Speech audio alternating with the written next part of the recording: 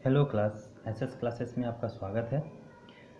आज से मैं एक नई सीरीज़ स्टार्ट कर रहा हूँ साइंस में फिज़िक्स की टॉपिक्स, जो अलग अलग क्लासेस में अलग अलग चैप्टर्स में दिए हुए हैं। सबसे पहले बोर्ड एग्ज़ाम के रिस्पेक्ट में ध्यान रखते हुए मैं 10th क्लास से स्टार्ट कर रहा हूँ। 10th क्लास का चैप्टर 10 है light reflection and refraction.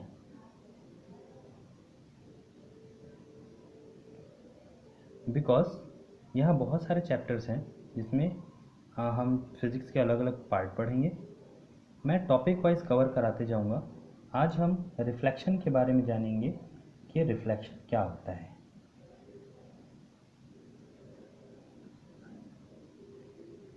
Reflection एक ऑप्टिकल इंसिडेंट है जो लाइट रे के किसी चिकने या फिर शाइनिंग सरफेस पे पड़ने से बनता है। एकदम सिंपली समझा रहा हूँ, एकदम आप चेक कीजिएगा। लेट कि हमारा एक शाइनिंग सरफेस है जिसका एक पार्ट कंप्लीटली रफ है और दूसरा पार्ट सैंड है। लाइट रे जब किसी शाइनिंग सरफेस पे एंटर करती है, ध्यान रखिएगा, लाइट रे जब किसी शाइनिंग सरफेस पे एंटर करती है तब चाहे किसी भी टाइप का सरफेस हो, उसमें एक परपेंडिकुलर लाइन होती है जिसे हम लोग नॉर्मल कहते हैं। इंसिडेंट लाइट ऑलवेज भी नॉर्मल पे ही इंसिडेंट होती है। रिफ्लेक्शन की कंडीशन में मीडियम कभी चेंज नहीं होता है। मीन्स लाइट रे जिस मीडियम में एंटर करेगी उसी ही मीडियम में वह दूसरी तरफ मूव करके निकल जाती है। इस कंडीशन में नॉर्मल के साथ इंसिडेंट रे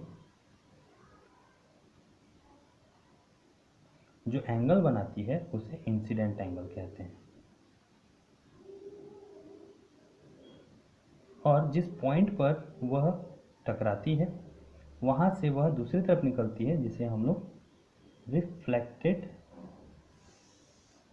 रे कहते हैं, जो नॉर्मल के साथ एंगल बनाती है जिसे आर से शो करते हैं। ध्यान रखिएगा कि इसमें मीडियम कभी चेंज नहीं होता है। मीन्स अगर इंसिडेंट एक ही मीडियम में कंप्लीट हो, लाइट रे किसी चिकनाई वाली सरफेस पे टकरा कर दूसरी तरफ निकल जाती है, तब इसे रिफ्लेक्शन कहते हैं। इस कंडीशन में इंसिडेंट एंगल और एग्जिटेड एंगल या फिर रिफ्लेक्टेड एंगल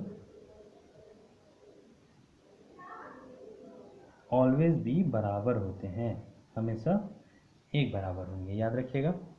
ठीक है, तो क्लास ये रिफ्लेक्शन का हमारा छोटा सा टॉपिक है, बहुत इजी है, जिसे हम लोग कवर कर लिए हैं। ध्यान रखिएगा, इसमें 3 चीज़ें दिया ध्यान रखनी है। पहला कि एक शाइनिंग सरफेस होगी, दूसरा कि इंसिडेंट रे एक ही मीडियम में इंसिडेंट होती है और रिफ्लेक्टेड भी उसी मीडियम में ही हो जाती है।